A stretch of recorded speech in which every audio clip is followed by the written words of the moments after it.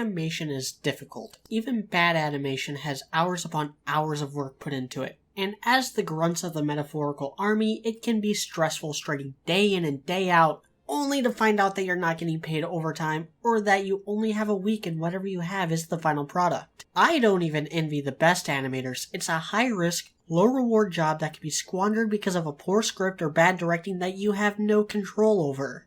RWBY's animation is impossible to really boil down. They've had a lot of changes in terms of directing, they've gone through several lead animators, and even completely switched engines after Volume 3. And they still have a relatively small staff. As such, it's not fair to compare RWBY with movies or other TV shows. Even so, it has managed a handful of moments that would hold up under those standards. RWBY uses 3D animation and uses it poorly a lot of times. The strength of 3D animation is that you have complete control of perspective. You only have to model something once. You don't have to redraw stuff for every frame, and it's a lot easier to stage and composite your shots. Animation in general allows you to play with physics and movement in a way live action never could. It's kinda pointless to try for photorealism when animation can be so much more expressive. So, something RWBY consistently does right is taking advantage of the animated medium. Most of the time, not all the time, but most of the time, the team does utilize exaggeration, anticipation, and other principles of animation. The only problem from the pure movement standpoint is polish.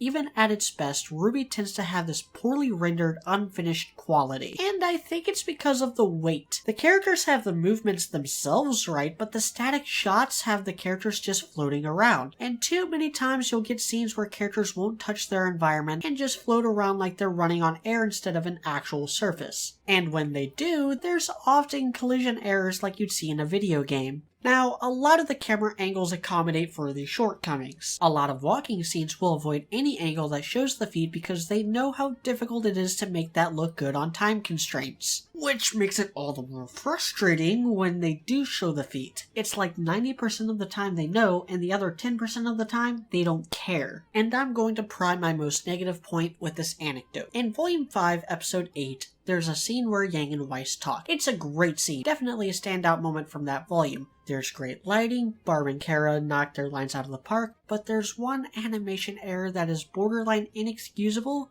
and goes back to this inherent problem with RWBY. There's this door. Sometimes it's open, sometimes it's closed. It's a continuity error, which alone would be bad. You'd think an editor would catch that, and since it's obviously written into the script that the door is shut,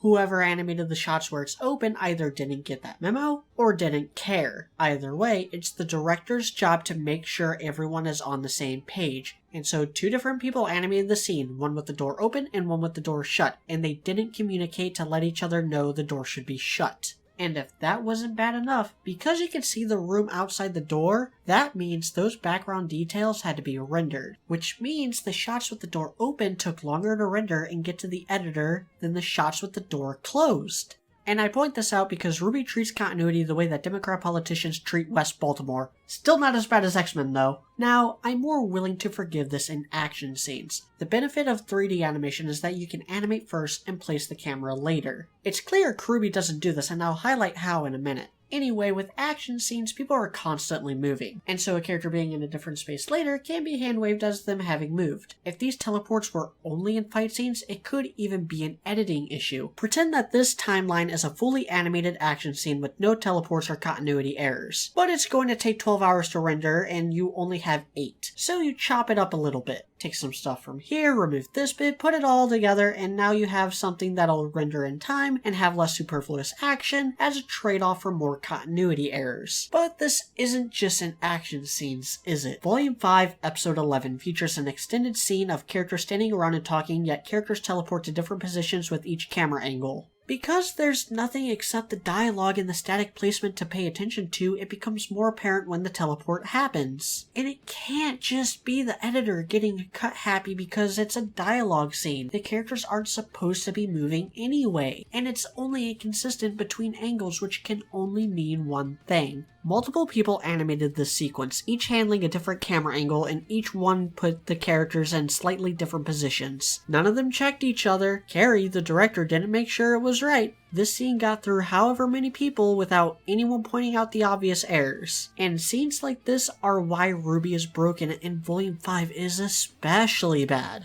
And the real kicker, same as the door in the Yang and Wei scene, it would be way quicker and therefore cost less money if they did it right the first time. There's a lot of controversy about the RWBY animators not being paid time and a half for overtime, but there would be less of a need for overtime if they animated first and did camera angles last, like you're supposed to. And this speaks of an overall lack of time management.